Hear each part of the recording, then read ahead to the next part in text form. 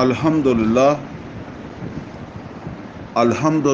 وکفا والصلاة والسلام علی عبادہ الذین اصطفیٰ خصوصاً علی افضلہم وخاتم النبیین محمد الامین وعلی آلہ واصحابہ اجمعین۔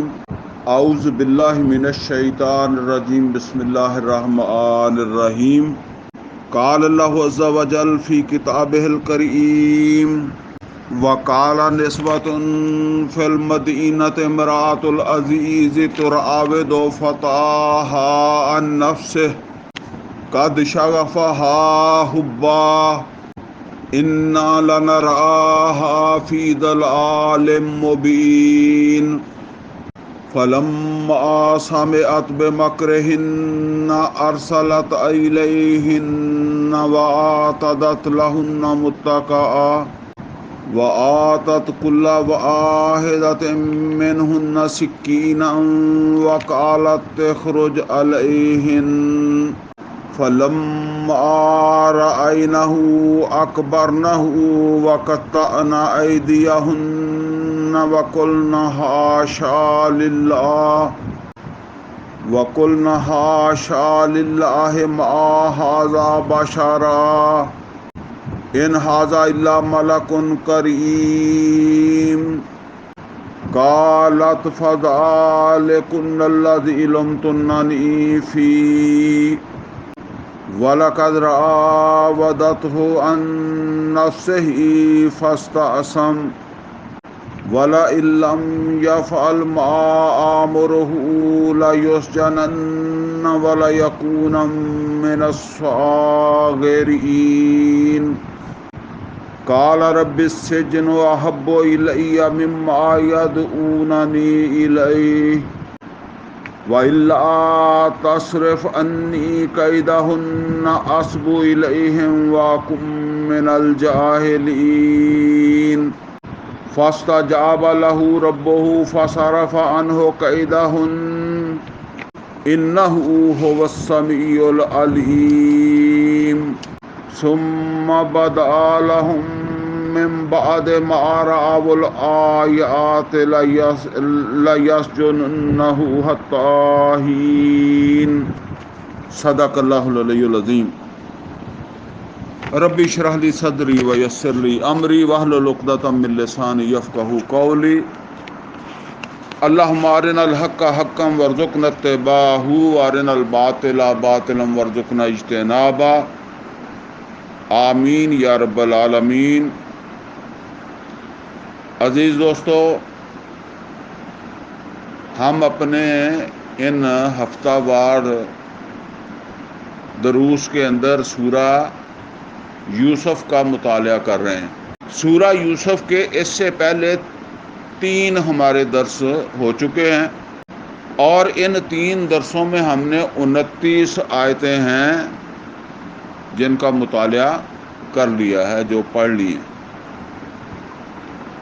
اور 29 سے آگے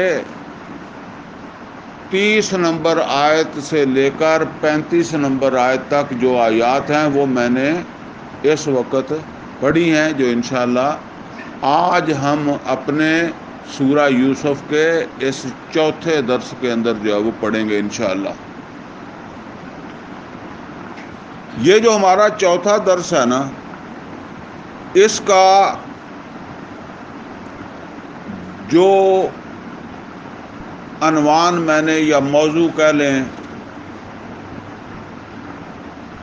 جس موضوع کا میں نے تعین کیا ہے یا جو اس کے لیے میں نے موضوع بنایا ہے، وہ ہے دعائے یوسف علیہ السلام کی قبولیت۔ ویسے تو ظاہر بات ہے کئی ساری اور چیزیں بھی اس کے اندر آ جائیں گی، لیکن ایک بڑی اہم بات ہے، اور وہ ہے یوسف علیہ السلام کی دعا جسے اللہ نے قبول کیا۔ اس سے پہلے ہم نے جو 29 آیتیں پڑھی ہیں، ان کا اگر ایک خلاصہ ہم سمجھیں نا، تو وہ انہی 29 آیتوں کے اندر ایک بات اللہ تعالیٰ نے بیان فرمائی ہے، اور وہ بات کیا ہے؟ واللہ غالب علی امرہ، اللہ جو ہے وہ اپنے امور میں، اپنے معاملات کے اندر غالب آتا ہے۔ اللہ تعالیٰ اپنے معاملات میں، اپنے منصوبوں میں فیل نہیں ہوتا، اللہ کا منصوبہ کامیاب ہوتا ہے۔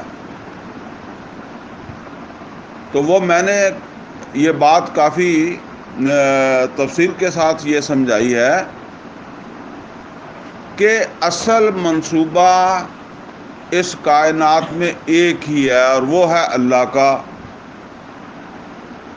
اور جو کامیابی کی طرف اسی طرح ہی بڑھ رہا ہے۔ جیسے آپ ایک بیج لگاتے ہیں تو بیج سے ایک چھوٹا سا پودا نکلتا ہے، پھر بڑا ہوتا ہے، پھر بڑا ہوتا ہے، پھر وہ پورا جوان ہو جاتا ہے، اس کو پھل لگ جاتا ہے۔ تو اسی طرح اللہ کا منصوبہ جو ہے نا وہ بڑھ رہا ہے۔ اب اس منصوبے میں انسان جو ہے اس کا کیا کردار ہے، اس کا کیا دخل ہے؟ تو یہ سمجھ لیں کہ انسان کو اللہ تعالیٰ نے عقل، سمجھ، شعور عطا فرمایا ہے، اور پھر اللہ تعالیٰ کی طرف سے اسے یہ ہدایت بھی، جیسے ہمارے پاس یہ قرآن حکیم کی شکل میں ہے، اور سیدنا محمد اور رسول اللہ صلی اللہ علیہ وسلم کی صورت میں یہ ہدایت دی گئی۔ تو ہمیں یہ پابند بنایا گیا کہ تم نے جانوروں کی طرح زندگی نہیں گزارنی ہے، جو اپنے آپ کو آزاد سمجھے۔ سورہ اعراف میں آیا نا کہ لہم قلوب لا یفقہون بہا ولہم آذان لا یسمعون بہا ولہم اعین لا یبصرون بہا، ان کے کان ہیں، آنکھیں ہیں، کان ہیں، زبان، منہ ہے، زبان ہے، لیکن یہ ان سے کام نہیں لیتے۔ اولئک کالانعام بل ھم اضل، یہ جانوروں کی مانند ہے، بلکہ جانوروں سے بھی زیادہ گئے گزرے کہہ لیں۔ اور سورہ بنی اسرائیل میں فرمایا وَلَا تَقْفُ مَا لَيْسَ لَكَ بِهِ عِلْمٌ إِنَّ السَّمْعَ وَالْبَصَرَ وَالْفُؤَادَ كُلُّ أُولَئِكَ كَانَ عَنْهُ مسؤولا، یہ سماعت، یہ بصارت، یہ دل و دماغ، یہ تمہیں اس لیے دیے گئے ہیں کہ ان کے بارے میں تم سے پوچھ ہونی ہے، کہ ان کے ہوتے ہوئے تم نے اپنا عمل کیا نا تو اس کا جواب دو۔ اب دیکھیں کئی سارے آپ چیزیں دیکھتے ہیں، آج کل سوشل میڈیا کا دور ہے نا، تو اس پہ آپ دیکھتے ہیں جی کوئی اسلام کے نام پر کچھ کر رہا ہے، کوئی اسلام کے نام پر کچھ کر رہا ہے، اور اس میں بڑے بڑے بظاہر بڑی بڑی داڑھیوں والے، بڑے بڑے ان کے عمامے، پگڑیاں اور کئی کچھ ہوگا، تو اس میں ہم سمجھتے ہیں کہ جی اب ہم کدھر جائیں گے؟ تو جانے کے لیے اللہ نے یہ کتاب نازل کی ہے، یہ اللہ کی کتاب، اس کو اللہ نے ہدی للناس بنایا ہے، تمام نوع انسانی کے لیے ہدایت بنایا ہے، اور رسول اللہ صلی اللہ علیہ وسلم کا اسوہ موجود ہے۔ اس کی روشنی میں اگر عقل سمجھ میں بات آتی ہے تو ٹھیک ہے، اگر نہیں آتی تو پھر اس کے اوپر عمل کیا ہے تو اس کا حساب اللہ کو دینا پڑے گا۔ اب ہم کوئی کام کرتے ہیں تو کام ٹھیک ہے، ہماری عقل سمجھ کے مطابق ٹھیک ہے، تو کئی دفعہ ہمیں کامیابی ہو جاتی ہے اور کئی دفعہ ہمیں ناکامی ہو جاتی ہے۔ اسی طرح کئی دفعہ ہم غلط کام کر رہے ہوتے ہیں، ہماری عقل سمجھ کے مطابق غلط مکمل ہوتا ہے، ہمیں اس میں بھی کامیابی ہو جاتی ہے، اور کئی دفعہ ہمیں اس میں ناکامی ہو جاتی ہے، غلط کام ہوتا ہے تو ناکامی ہو جاتی ہے۔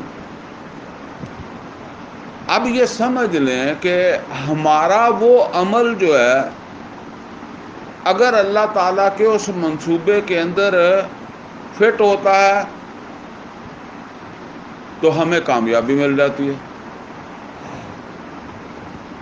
بے شک وہ ہمارا عمل غلط ہے یا ہمارا عمل ٹھیک ہے، اس منصوبے میں کے اندر فٹ ہوتا ہے نا تو ہمیں کامیابی مل جائے گی۔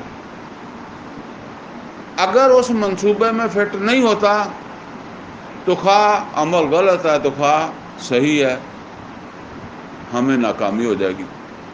لیکن ہماری کامیابی، ہماری ناکامی جو ہے وہ اصل میں اس بات کے اوپر مشتمل ہے، اس کے اوپر منحصر ہے کہ اللہ تعالیٰ نے ہمیں جو صلاحیتیں عطا کی تھیں پرکھنے کی، یہ آنکھیں، کان، زبان، دماغ، یہ پرکھنے کے لیے ہے، پھر یہ قرآن پرکھنے کے لیے، اس کے اوپر پرکھو، کوئی چیز ہے تو اس کے اوپر پرکھو اس کو، یہ کسوٹی ہے۔ اس کے اوپر اگر وہ صحیح ثابت ہوتا ہے تو صحیح ہے، غلط ہوتا ہے تو آپ کو کتنا ہی اچھا لگے وہ غلط ہے۔ تو مطلب یہ ہے کہ اس ہمارا بس اتنا ہی ہے کہ ہم نے اللہ کے سامنے اس بات کا جواب دینا ہے۔ آپ دیکھیں نوح علیہ السلام جو 950 سال کرتے رہے تو وہ عمل تو اچھا ہی تھا اور پوری عقل، سمجھ، فکر، فہم سے کر رہے تھے، لیکن وہ کامیابی نہیں ہو سکی، ٹھیک ہے۔ اور فرعون، نمرود، آخر انہوں نے بادشاہیاں قائم کی ہیں نا، انہوں نے کامیابی ملی ہے تو بادشاہیاں قائم کی ہیں انہوں نے بھی، ایسے تو انہوں نے بھی نہیں کی۔ تو یہ سمجھ لیں ہمارا امتحان اسی چیز کا ہے اور اسی کے گرد پوری کائنات جو ہے وہ گھوم رہی ہے۔ ابھی ہمارے ملک کے حالات ہیں، کئی دفعہ ہم پریشان ہو جاتے ہیں، کئی دفعہ ہم مطمئن ہو جاتے ہیں، یہ کیا ہو گیا، وہ کیا ہو گیا، اس لیے کہ وہ ہماری آنکھوں کے سامنے جو کچھ ہو رہا ہے نا ہمیں وہ نظر آتا ہے، ہمیں وہ پردے کے پیچھے نظر نہیں آتا۔ اور بعض اوقات وہ جو پردے کے پیچھے ہے وہ بالکل مختلف چیز ہوگی، ہمارے خیال میں بھی نہیں آ سکتی۔ جس طرح وہ سورہ کہف ہے نا، یہ دو صورتیں بڑی اہمیت کی حامل ہے، سورہ کہف اور سورہ یوسف۔ اب موسیٰ علیہ السلام کو اپنی عقل، سمجھ، ذہن، دماغ، دل و دماغ یا جو اللہ کی ہدایت ہے اس کے مطابق نظر آ رہا ہے کہ یہ بچے کو قتل کرنے والا غلط ہے، تو وہ اس کو اپنی عقل اور سمجھ کے مطابق جو ہے وہ اسے تنبیہ کرتے ہیں، اسے منع کرتے ہیں، اسے کہتے ہیں لَقَدْ جِئْتَ شَيْئًا امرا، تو نے بڑا غلط کام کیا۔ حالانکہ وہ پردے، جب تک پردہ تھا اس وقت تک ان کو غلط لگا، جب وہ پردہ ہٹا تو پھر وہ غلط نہیں لگا۔ تو ہو سکتا ہے ہمیں بھی ہم سوچیں کہ یہ جی پرویز مشرف کیوں آ گیا تھا اور یہ جو ہے نا وہ کوئی نواز شریف اتنے سال کیوں لگا گیا، یہ عمران خان کیوں آ گیا اور پردہ ہے درمیان میں، اور ہمیں بعد میں پتہ چلا کہ یار یہ تو اس حساب سے تو یہی فٹ تھے، ان کو ہی آنا چاہیے تھا، ٹھیک ہے۔ اب وہ پردہ قائم ہے تو ہم اپنی جو عقل سمجھ ہے نا بس اس کے مطابق کریں گے، ہمیں نہیں پتہ پردے کے پیچھے کیا ہے۔ جب اس نے قتل کیا ہے تو موسیٰ علیہ السلام نے جو رویہ اختیار کیا نا وہی ہمیں اختیار کرنا ہے۔ تو اب یہ سمجھ لیں کہ میں نے بتایا کہ کام غلط بھی ہوگا، اگر وہ اللہ کے منصوبے میں فٹ ہوتا ہے تو آپ کو کامیابی مل جائے گی۔ مثال کے طور پر یوسف علیہ السلام کو اللہ تعالیٰ دیہات سے، بدویانہ ماحول سے، وہ میں کہا کرتا ہوں کہ چولستان کے ماحول سے اٹھا کر اس وقت کی ایک متمدن سلطنت جو ہے اس میں حکمرانی دینا چاہتا ہے نا. اب اس کو کس طرح اس ماحول میں، ویسے ہی تو ایک آدمی جو ہے وہ ایک ملک سے آ کر، ایک علاقے سے آ کر، ایک قبیلے سے آ کر دوسرے قبیلے کے اندر فٹ ہونا اس کا بڑا مشکل ہو جاتا ہے. اور پھر ان کو بچپن سے نکالنا ہے، اور اس طریقے سے نکالنا ہے کہ کوئی اتنا پتہ بھی نہ چلے. جس طرح ہم کہتے ہیں جی جی بچہ جو ہے وہ یہ پائلٹ بھرتی ہو گیا، وہ تو آپ کو ابھی پتہ لگ گیا نا پائلٹ بھرتی ہو گیا، یا وہ کوئی اور کسی عہدے کے اوپر ڈی سی لگ گیا جی. ایسے نہیں، مطلب کسی کو پتہ ہی نہ چلے بھی ہو کیا رہا ہے، تو بندہ پہنچ جائے اس جگہ پر. تو اب اللہ تعالیٰ یوسف علیہ السلام کو مصر لے جانا چاہ رہا ہے نا، تو اس میں غلط نیت سے کون استعمال ہو گیا؟ سب سے پہلے اس کے بھائی. اور کامیابی بھی مل گئی. کامیابی کیوں مل گئی؟ ان کا وہ عمل جو تھا اللہ کے اس پروگرام میں فٹ ہوتا تھا، لیکن ان کو جو جزا سزا یا جو ان کا بنتا ہے نا، وہ اس بنیاد کے اوپر بنتا ہے کہ انہوں نے عمل کیا کیا تھا. اسی طریقے سے قافلے والوں نے چوری کا مال سمجھا اور جو ہے نا وہ اسے لے گئے، لیکن چونکہ اللہ تعالیٰ کے منصوبے میں یہ فٹ ہوتا تھا، اس کو ان کو کامیابی مل گئی، کوئی مسئلہ نہیں بنا، انہوں نے جا کے بیچ دیا. اچھا، اب آگے اللہ تعالیٰ کے منصوبے میں اس کو کسی ایسے گھر میں پہنچانا تھا جہاں ان کو حکمرانی کے طور طریقے جو ہے وہ دیکھنے سیکھنے کا موقع مل جائے. تو وہ عزیز مصر جو ہے وہ تو اس مقصد کے لیے نہیں لے کر گیا تھا، لیکن وہ جو مقصد تھا اللہ کا وہ پورا ہوا اور عزیز مصر اس کو لے گیا. ٹھیک ہے نا؟ یہ نقطہ، یہ چیز اگر آپ سمجھیں نا تو بس یہی ہے اصل کے اندر. ٹھیک ہے، لیکن پھر سمجھ لیں کہ نہ یوسف علیہ السلام کے بھائی جو ہے وہ کلیم کر سکتے ہیں اللہ سے کہ ہم نہ لے کر جا کر کنویں میں ڈالتے تو پھر تو کیسے مصر لے جاتا، یا وہ قافلے والے کہیں کہ ہم نہ اٹھا کر مصر لے جاتے تو پھر یہ کیسے جاتا، یا وہ عزیز مصر کہے کہ جی میں نہ لے کر آتا تو پھر یہ کہاں سیکھتا. ٹھیک ہے نا؟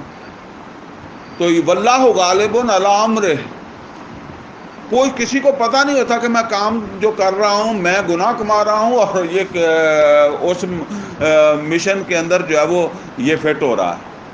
یعنی میں تو برائی کما رہا ہوں، لیکن میرا یہ عمل جو ہے یہ کسی پروگرام کے اندر فٹ ہو رہا.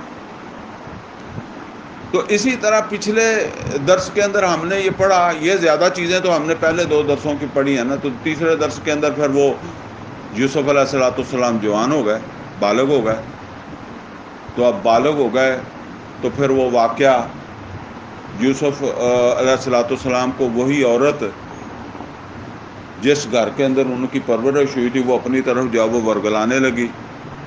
وہ واقعہ اب پچھلا درس ہے اسی کا ہی ہے کہ وہ ایک دن اس نے دروازے بند کر لیے تو وہ ان کو جو ہے وہ بلانے لگی یوسف علیہ السلام کو، اور اسی کشمکش میں اس کا شوہر آ گیا. تو بہرحال اس وقت پھر جو بھی گواہی دی وہ اس کے ساتھ آنے والے نے، وہ یوسف علیہ السلام اس میں تو بری ہو گئے. لیکن آپ کو پتہ ہے کہ اس طرح کے جو واقعات ہوتے ہیں نا وہ ایک واقعہ نہیں ہوتا. میں وہ کہا کرتا ہوں کہ کبھی ایسا آپ نے سنا ہے کہ جی کوئی آدمی جو ہے وہ گیا اور اس نے چوری کر لی؟ نہیں، بالعموم ریکی کرتے ہیں، کئی سارے گیڑے مارتے ہیں. ٹھیک ہے، اسی طرح جو برائی کرتے ہیں وہ ایک دم سے نہیں ہوتی، پہلے کوئی زبانی گفتگو، کوئی آنکھوں کے ساتھ اشارہ، کو پھر اپنا وہ جیسے کہتے ہیں کہ کوئی اظہار کا طریقہ. ٹھیک ہے نا؟ تو آہستہ آہستہ پھر بات تک بندہ پہنچتا ہے نا، تو یہ چیزیں تو نکل جاتی ہیں. اب وہ نکلتی کہاں ہے یہ بھی بات نوٹ کر لیں. جس طرح کی آپ کی سوسائٹی ہے نا اسی میں آپ کی بات نکلنی ہے، کیونکہ آپ جس سوسائٹی میں رہتے ہیں، اگر آپ اعلیٰ افسر ہیں تو آپ کی بات اعلیٰ افسروں میں نکل جائے گی. اگر آپ ایک دکاندار ہیں، کوئی غلہ منڈی میں، کوئی مین بازار میں کاروباری ہیں، تو آپ کی بات کہاں نکلنی ہے؟ وہ انہی میں نکلنی ہے. ٹھیک ہے. تو اسی طریقے سے اگر کوئی آپ بالکل عام مزدور ہیں تو پھر آپ کی بات مزدوروں کے اندر نکلنی ہے، باقی لوگوں کو نہیں بتا ہونا. اب وہ باتیں نکلنی تھی کہاں؟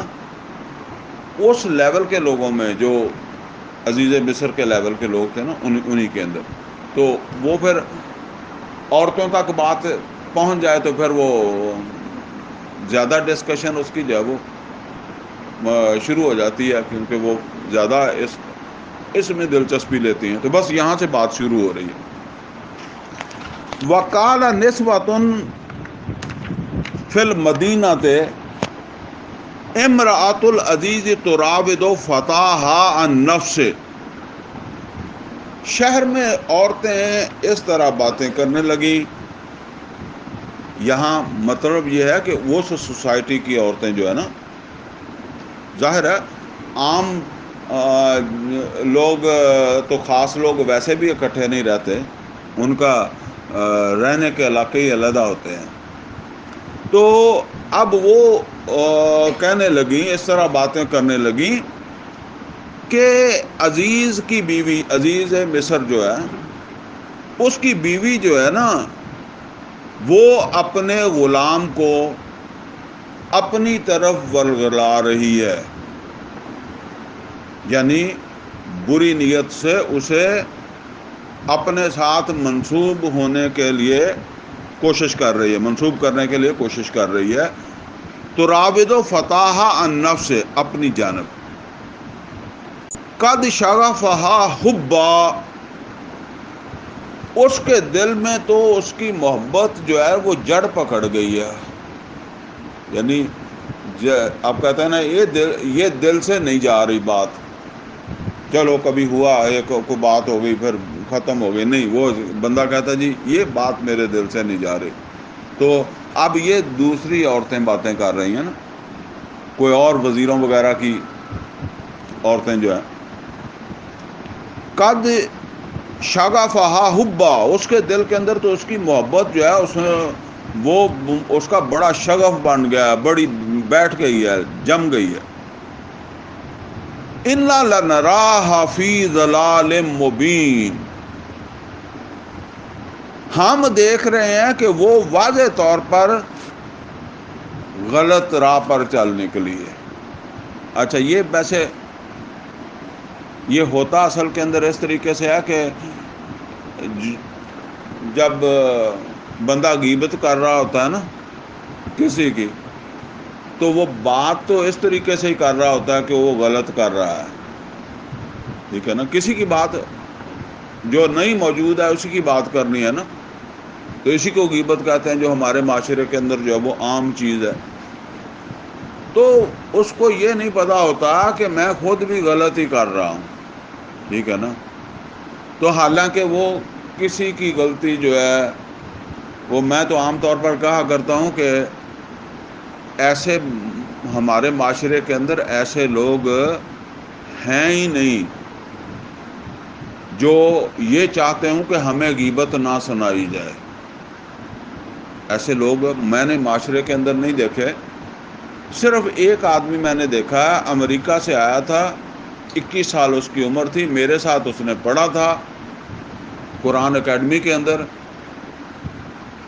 ہم تو خیر یہاں کے ہی لوگ تھے نا، تو ہم تو سارا دن پھر بیٹھ جاتے تھے، تو جو ٹیچر ہوتے تھے ان کی باتیں چھیڑ لیتے تھے نا.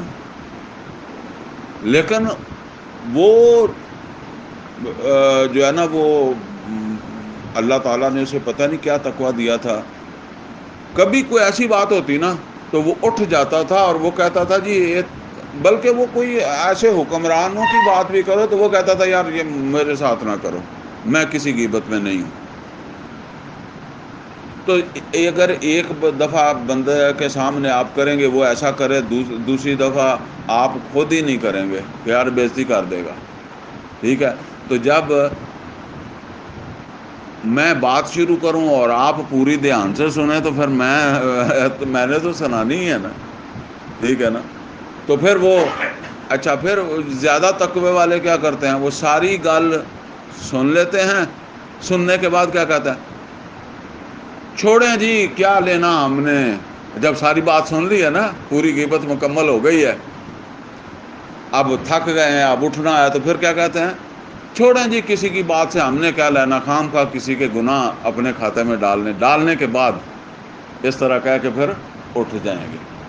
تو بہرحال یہ اب ان کو کوئی وہ برا نہیں لگ رہا، لیکن جس طرح چسکا لے کر ہمارے بھی لوگ باتیں کر لیتے ہیں نا، اس طرح وہ باتیں کر رہی ہیں۔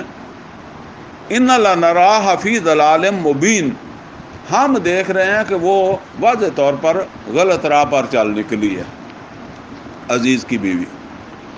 فلما سمعت بمکرہن ارسلت الیہن واعتدت لہن متکئا، تو جس وقت اس نے، ظاہر بات ہے کہ بعض اوقات اسی مجلس کا کوئی بندہ گھوم پھر کے بات اسی کے پاس آ جاتی ہے، کوئی سنانے والا بھی آ جاتا ہے کہ فلاں جگہ تیری بات ہو رہی تھی، تو اس کو پتہ لگ گیا کہ دائیں بائیں محلے والی عورتیں جو ہے نا وہ میرے بارے میں اس طرح باتیں کرتی ہیں۔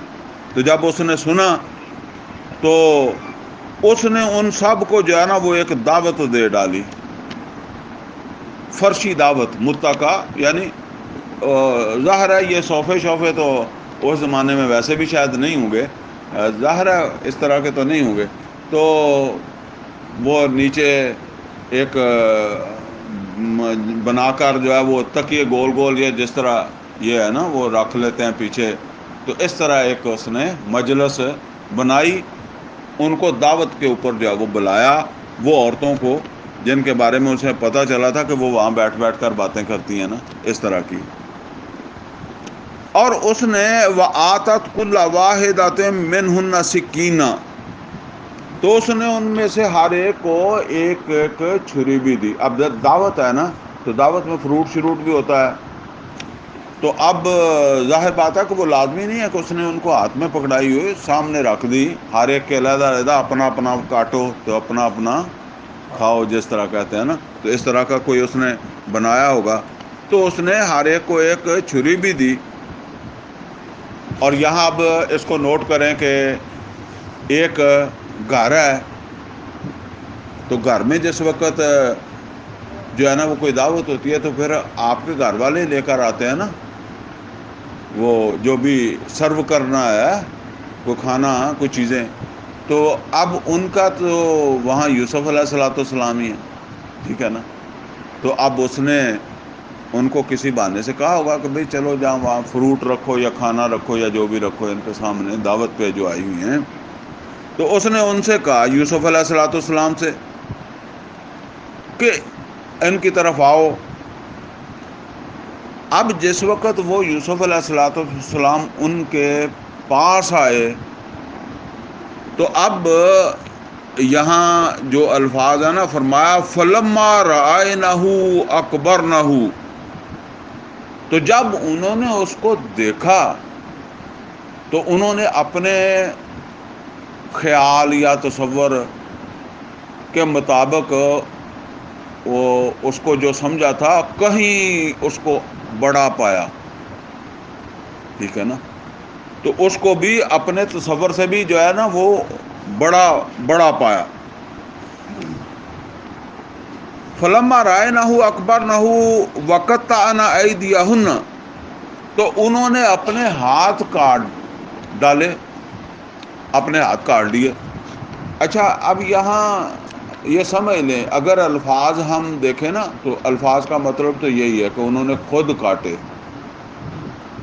لیکن اب اس میں آپ اگر اس کو سمجھیں تو یقیناً وہ کچھ ان کو دیا تھا نا، فروٹ وغیرہ جو کچھ بھی کھانے کے لیے، تو چھریاں تو ان کے ہاتھ میں تھی.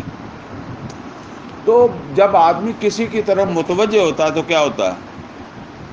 بعض اوقات اگر زیادہ اس کو کہتے ہیں ششدر رہ جانا، کوئی ایسی اچانک کوئی ایسی چیز کی طرف دھیان گیا کہ بندے کو یہ بھی یاد نہیں رہا کہ میرے ہاتھ میں کیا ہے، تو کسی کا ہاتھ کٹ گیا. اور جب ہاتھ کٹ گیا تو اب ظاہر بات ہے کہ یہ ہاتھ کٹے ہوئے کو خون کس نے صاف کرنا ہے؟ وہ فرسٹ ایڈ یا پٹی وغیرہ یا کوئی اگر اس کے اوپر باندھنی ہے تو وہ کس نے باندھنی ہے؟ تو یوسف علیہ السلام وہاں موجود ہے. تو اب یہ جو عمل ہوا نا، وہ یوسف علیہ السلام اس عورت کے قریب آ گئے، تو وہ باقی جو تھی نا انہوں نے جان بوجھ کر ہی کاٹ دیے کہ تاکہ یہ ہمارے پاس بھی آئے گا نا تو ہمارا بھی یہ فرسٹ ایڈ ہمیں بھی دے گا نا. تو یہ جو ہے نا وہ اصل کے اندر جو ہے وہ یہ نقشہ جو ہے وہ یہاں لگتا ہے. بہرحال تو وقت آنا ایدیہن، تو انہوں نے اپنے ہاتھ کاٹ لیے. وقلنا حاشا للہ، وہ کہنے لگی اللہ کی پناہ، جیسے کوئی چیز آپ نے دیکھی نہ ہو، آپ کہیں کہ پہلی دفعہ ایسی چیز میں نے دیکھی ہے. ما ھذا بشرا، یہ تو آدمی محسوس ہی نہیں ہوتا، یہ تو آدمی نہیں لگتا، انسان نہیں لگتا. ان ھذا الا ملک کریم، یہ تو کوئی فرشتہ ہے، اور فرشتوں میں بھی کوئی مرتبے والا فرشتہ. یعنی جس طرح ہم کہتے ہیں فرشتہ ایک جبرائیل امین فرشتہ ہے، اور ایک عام فرشتہ ہے جو ہمارے یہاں لکھ رہا ہے، تو فرق ہے نا. تو اسی طرح اس نے کہا کہ فرشتہ بھی عام نہیں ہے، یہ کو بڑا اعلیٰ مرتبے والا فرشتہ ہے لگتا ہے. قالت، اب یہ سارا کون دیکھ رہا ہے؟ وہ عورت جس نے دعوت پہ بلایا ہوا ہے نا، وہ دیکھ رہی ہے، اور وہ یہ سمجھ بھی رہی ہے کہ انہوں نے اپنے ہاتھ کاٹے ہیں صرف اس مقصد کے لیے کہ وہ آ کر ہمارے قریب آئے گا، کوئی پٹی شٹی کرے گا، کوئی خون کی صاف کرے گا، تو ہمیں بھی موقع مل جائے گا قریب سے دیکھنے کا. تو وہ اب اس کا جائزہ لے رہی ہے. تو اس نے وہ کہنے لگی ان کو جب یہ ہو گیا کام، قالت، تو وہ بولی فذالکن الذی لمتننی فی، یہی ہے وہ چیز، یعنی جس کی وجہ سے تم مجھ کو ملامت کر رہی تھی، یعنی مجھے کہہ رہی تھی کہ وہ تو بالکل بیوقوف ہو گئی ہے، وہ تو بالکل پاگل ہو گئی ہے. اس طرح وہ باتیں آ کر بتائی ہوں گی نا کہ یا نوکر کے ساتھ یا ملازم کے ساتھ یا غلام کے ساتھ. وہ تو مطلب یہ ہے کہ اب یہ اس کا مقام، مطلب عورت کا مقام بڑا ہے نا، عزیز مصر کی بیوی جو ہے. تو یوسف علیہ السلام کا اسٹیٹس تو پھر ظاہر بات ہے کہ بے شک انہوں نے اسے اپنا بیٹا بھی بنا لیا، لیکن وہ جیسے کہتے ہیں بنائے ہوئے کا اور اس کا تو فرق تو رہتا ہی ہے نا.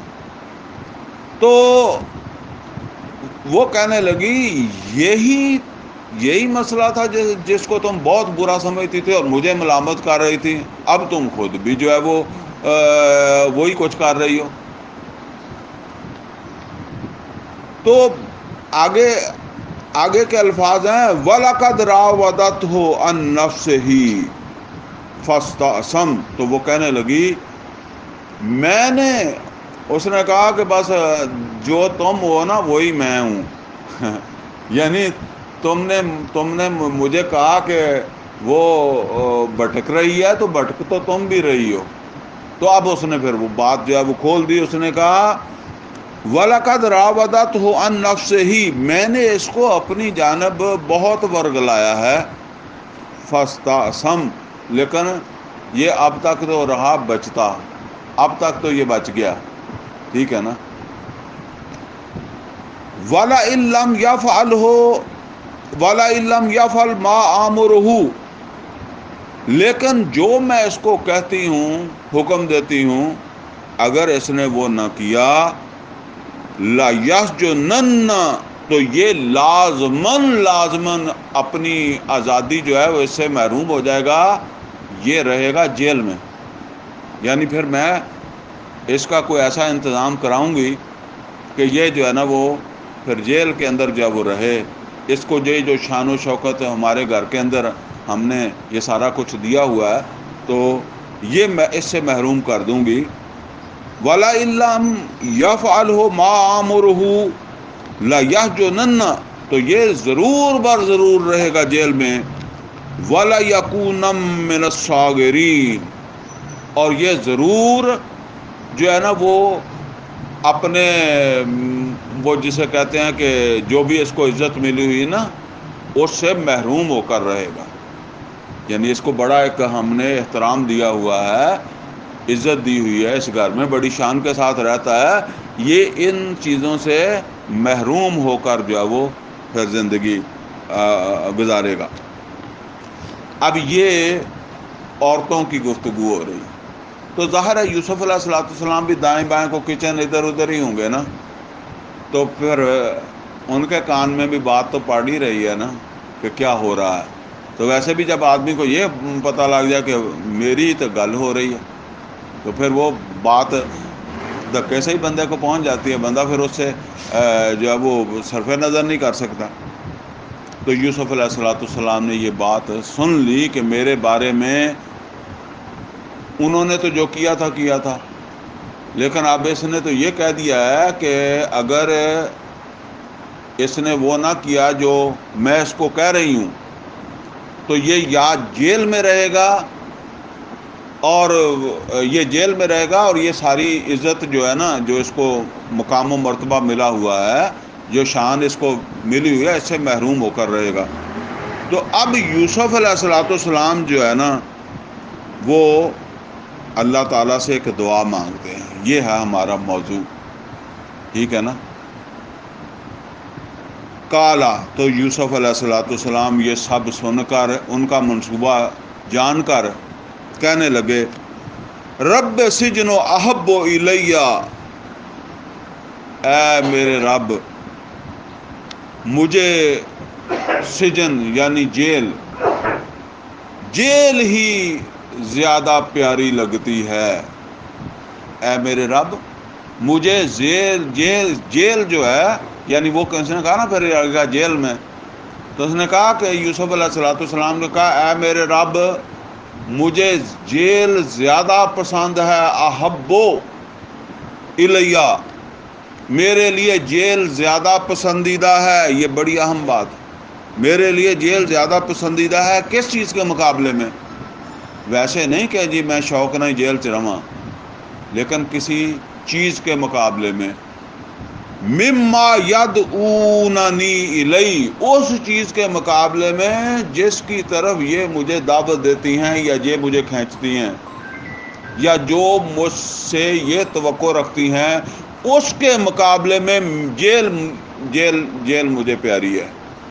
وہ عمل پیارا نہیں ہے، اس طرف جانا مجھے کوئی شوق نہیں ہے، کوئی میرا دلچسپی نہیں ہے. اور اگر ایسی کوئی مجبوری بنتی ہے تو اس سے بہتر مجھے کیا ہے، میں جیل چلا جاؤں. جیل ہی مجھے زیادہ پسند. اب یہ کیسے یوسف علیہ السلام کہہ رہے ہیں؟ اللہ سے کہہ رہے ہیں. تو اب دیکھیں اللہ نے دعا قبول کر لی. ہر چیز کا ایک موقع ہے نا. اب ویسے بھی یوسف علیہ السلام کو وہاں سے نکالنا ہے، کیونکہ یوسف علیہ السلام بالغ ہو گئے ہیں. بالغ تو ہم نے پچھلے درس میں، تیسرے درس میں پڑھ چکے ہیں نا کہ اب وہ بالغ ہو گئے تھے، تو تبھی تو وہ واقعہ پیش آیا نا، کم سنی سے بلوغت تک پہنچے تھے. تو اب انہیں اگلے مرحلے میں اللہ نے لے کر جانا تھا، تو اس گھر سے نکالنا ہی تھا تو لے کر جانا تھا نا. تو اب یہ دعا مانگ دی یوسف علیہ السلام نے. قال رب السجن احب الی مما یدعوننی الی. اور یہاں ایک حدیث میں آپ کو سناؤں ایک حدیث میں نبی صلی اللہ علیہ وسلم نے فرمایا ہے کہ 7 قسم کے جو لوگ ہیں ان کو قیامت کے دن اللہ تعالیٰ اپنے عرش کا سایہ دے گا. مطلب یہ ہے کہ عرش کے سائے کی اہمیت کیا ہے؟ کوئی اور سایہ ہوگا ہی نہیں، سایہ ہوگا صرف اللہ کے عرش کا. تو اللہ کے عرش کے سائے میں 7 قسم کے لوگ جو ہے وہ آئیں گے. تو ان میں سے کوئی 2-4 میں آپ کو بتا دیتا ہوں. نمبر 1، وہ حاکم جس نے عدل کیا، وہ حکمران جس نے عدل کیا. اب یہ سمجھ لیں، ہمارے جیسا آدمی سوچے گا، وہ کہے گا جی یہ کون سی بات ہے، پھر حکمران کو عدل کرنا ہی چاہیے. تو کرنا تو چاہیے، لیکن مسئلہ یہ ہے کہ آپ کو تھوڑا سا اختیار ملے تو پھر پتہ چلتا ہے کہ آپ اختیار کے مطابق چلتے ہیں. یہ کہنا بڑا آسان ہے کہ جی کیوں لوگ رشوت لیتے ہیں. جب آپ کو کوئی سیٹ مل جائے گی رشوت والی تو پھر پتہ لگے گا کیوں لوگ لیتے ہیں. تو جب آپ کے پاس کوئی اتھارٹی نہیں ہے تو اب آپ نے یہی کہنا ہے نا کہ کیوں لوگ رشوت لیتے ہیں. تو اصل بات تو یہ ہے کہ جب آپ کے پاس کوئی اتھارٹی ہو رشوت لینے کی، اور اس وقت آپ کہیں، ایسا تو کوئی بندہ ملتا نہیں ہے کہ جو اس مرتبے کا ہو اور وہ کہے کہ نہیں لیتا، تو اس کو تو چلو سر پر بٹھائیں نا. تو جب طاقت آتی ہے، اقتدار آتا ہے، اختیار آتا ہے، تو آدمی جو ہے نا وہ کرپٹ ہو جاتا ہے، کچھ نہ کچھ ہی ہو جاتا ہے، زیادہ نہ ہو تو ایسا حکمران جس نے عدل کے ساتھ حکمرانی کی، عدل کیا. اور دوسرا،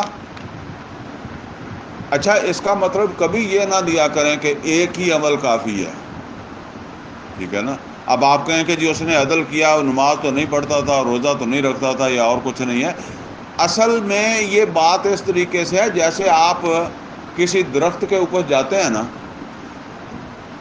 اس کے اوپر سیب لگے ہوئے ہیں، فروٹ لگا ہوا، تو سارے ہی کھانے والے ہیں، چلے ریڑھی پر ہی آپ چلے گئے، درخت پہ نہیں گئے، تو اس کے اوپر سارا سیب کھانے والا ہی پڑا ہوا ہے.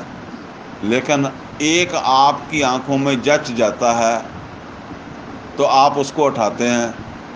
تو کوئی آدمی کہے یہ باقی کھانے والے نہیں ہیں، شام تک سارے ہی کھانے میں چلے جانے ہیں نا، شام کو چلے جائیں گے.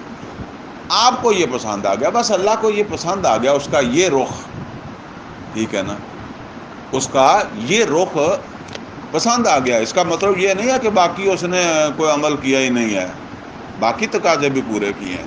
تو یہ بعض اوقات ہم غلط سمجھ لیتے ہیں کہ جی صرف ماں باپ کی خدمت سے جنت مل جائے گی. ایسی بات نہیں ہے.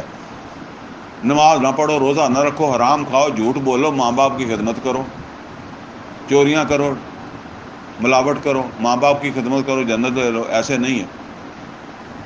تو بہرحال وہ حاکم کا اب یہ پہلو کہ حاکم ہوتے ہوئے، اتنا بڑے اختیارات کا مالک ہوتے ہوئے عدل کر رہا ہے، ٹھیک ہے نا، اس کو سائے میں جگہ دے گا اللہ.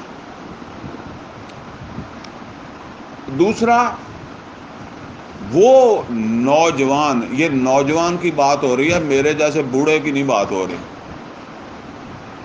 جس کا دل مسجد کے ساتھ اٹکا رہتا تھا.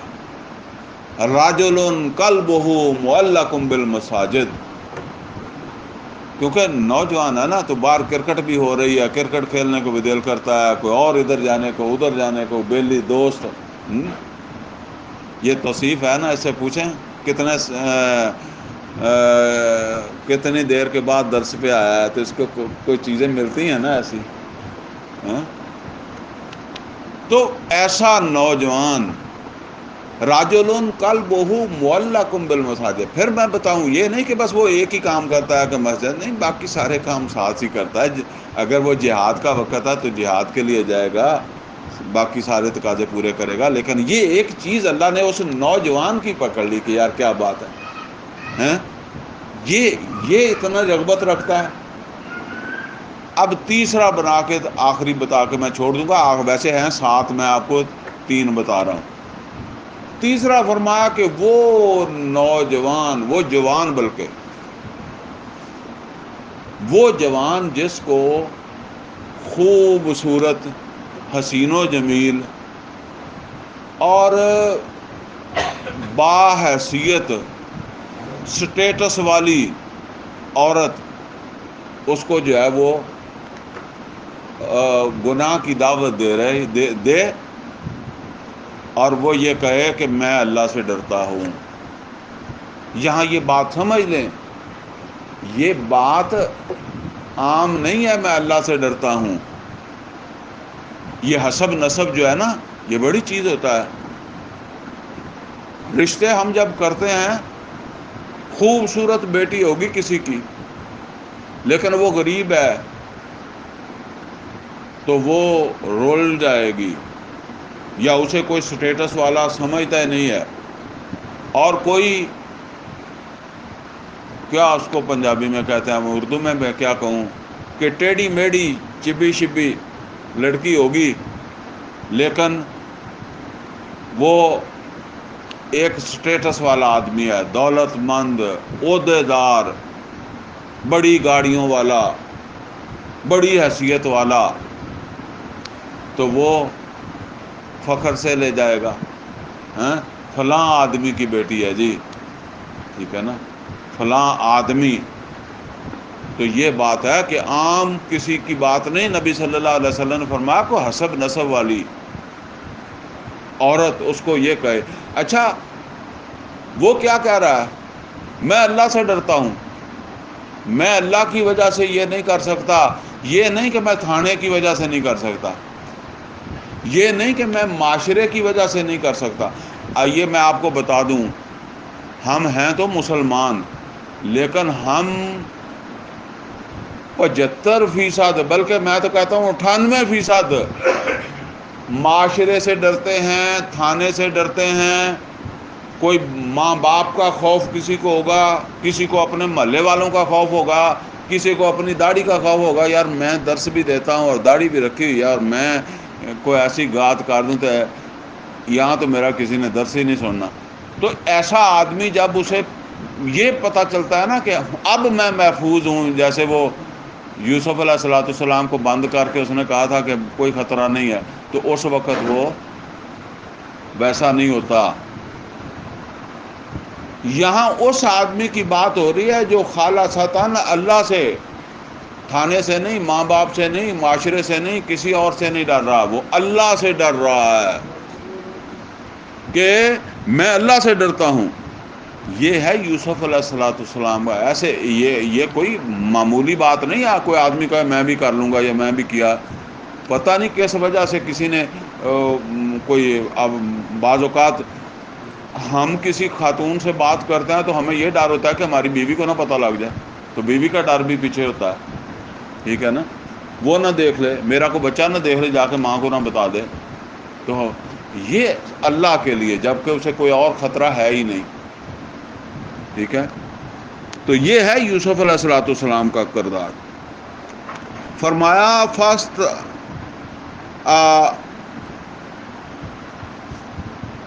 رب قال رب السجن احب الی مما یدعوننی الیہ، یوسف علیہ السلام کا، اے میرے رب مجھے جیل زیادہ پیاری ہے، زیادہ میرے لیے اچھی ہے اس چیز کے مقابلے میں جس کی طرف یہ مجھے بلاتے ہیں۔